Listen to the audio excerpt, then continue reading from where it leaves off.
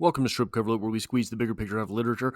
I am Adrian Ford, and we're here for another poetry discussion, which will appear in two separate playlists here on the channel. Number one, obviously, being the poetry discussion playlist, a playlist now approaching 250 poems, but also this is the sixth of a 274-part series as we journey poem by poem through Sylvia Plath, The Collected Poems, Sylvia Plath's Yellow Book.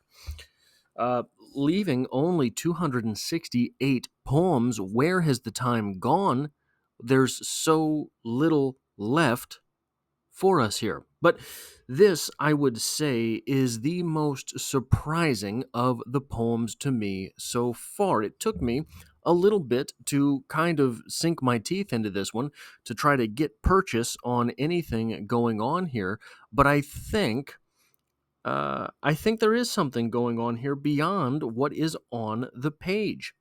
So, Southern Sunrise reads as such: color of lemon, mango, peach. These storybook villas still dream behind shutters, their balconies fine as handmade lace or leaf and flower pen sketch. Tilting with the winds on arrowy stems, pineapple barked, a green crescent of palms sends up its forked firework of fronds. A quartz clear dawn, inch by bright inch, gilds all our avenue, and out of the blue drench of Angel's Bay rises the round red watermelon sun.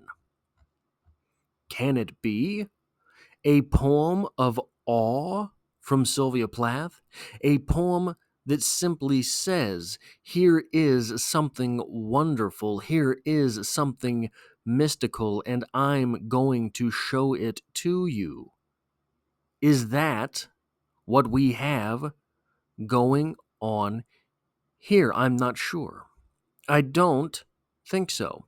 I think there is something that separates this from that. So let's read it one more time just to sort of get a better handle on the poem.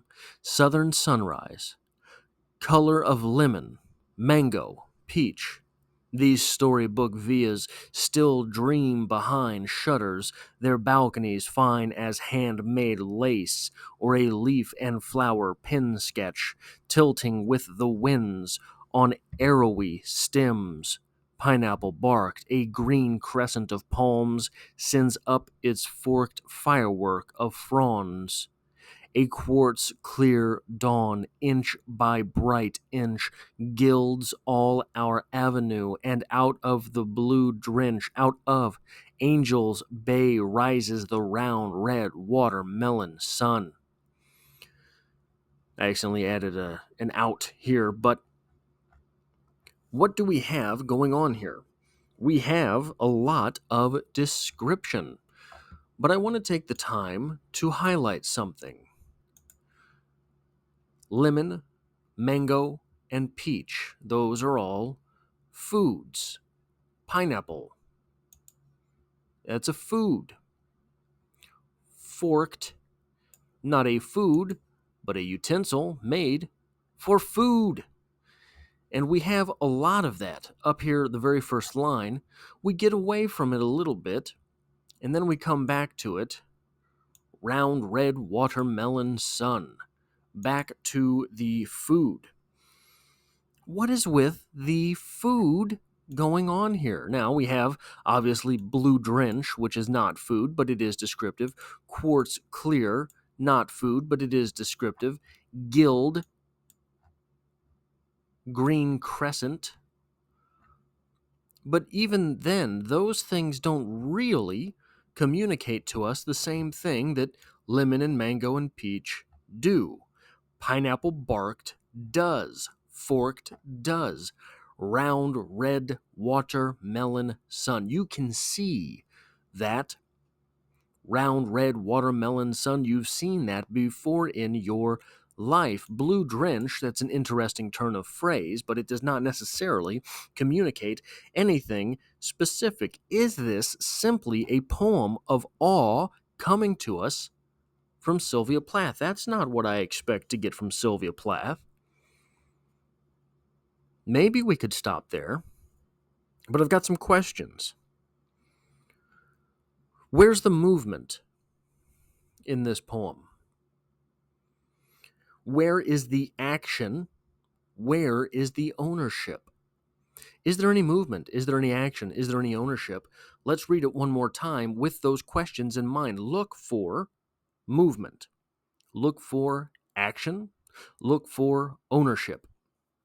Color of lemon, mango, peach, these storybook villas still dream behind shutters, their balconies fine as handmade lace or a leaf and flower pen sketch, tilting with the winds on arrowy stems, pineapple barked.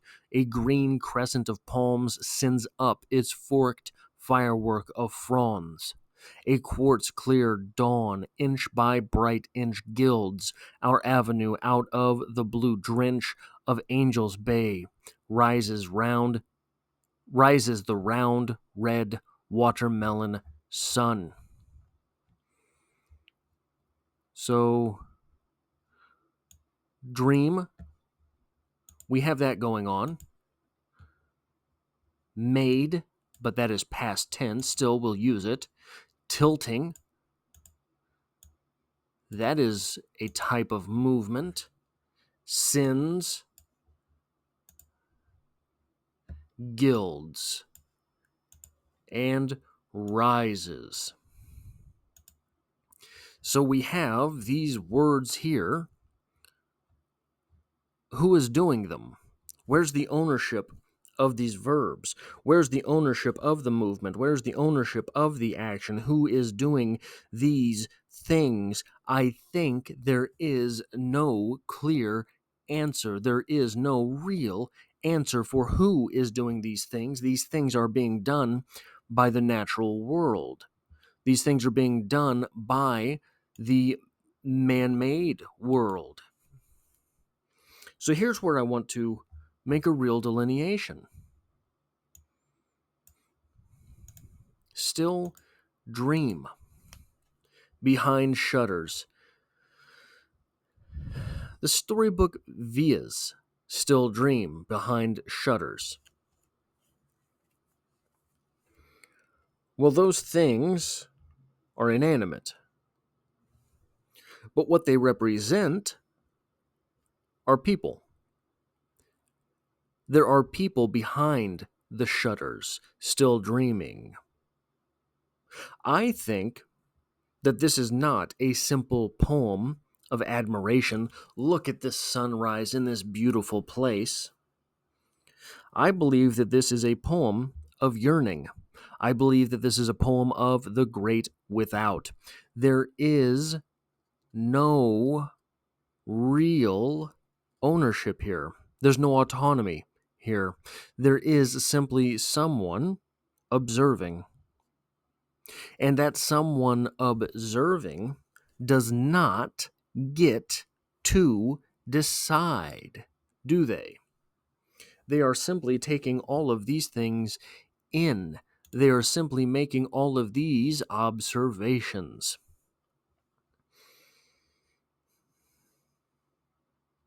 And what is the greatest kind of without? What is the greatest form of not having?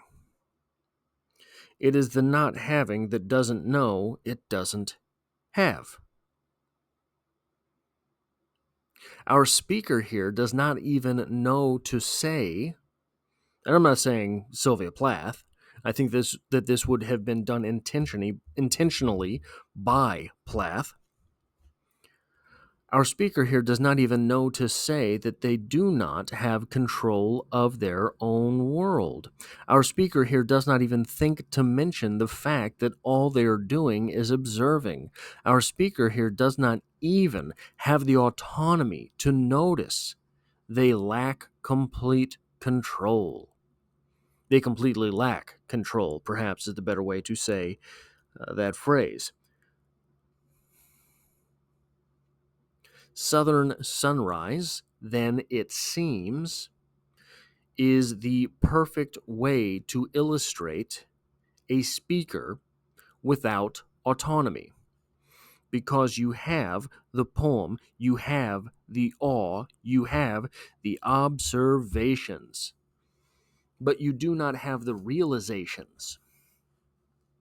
The speaker does not give us the realization that the speaker does not have any control either over these things or seemingly the place from which he or she is observing them. That is all I have for this poem, Southern Sunrise, the sixth in a 274-part series from Sylvia Plath. If you enjoy this sort of thing, it really does me a lot of good if you decide to hit that thumbs up button, because it tells YouTube to share this video with other literature lovers. And if you find yourself here by chance but not designed, consider hitting the subscribe button in order to stick around for more. There's poetry on the channel every Monday, and there are multiple videos per week, including short stories, poetry, novel read-alongs, a little bit of writer stuff, all of that. And I hope to have you back for the next one.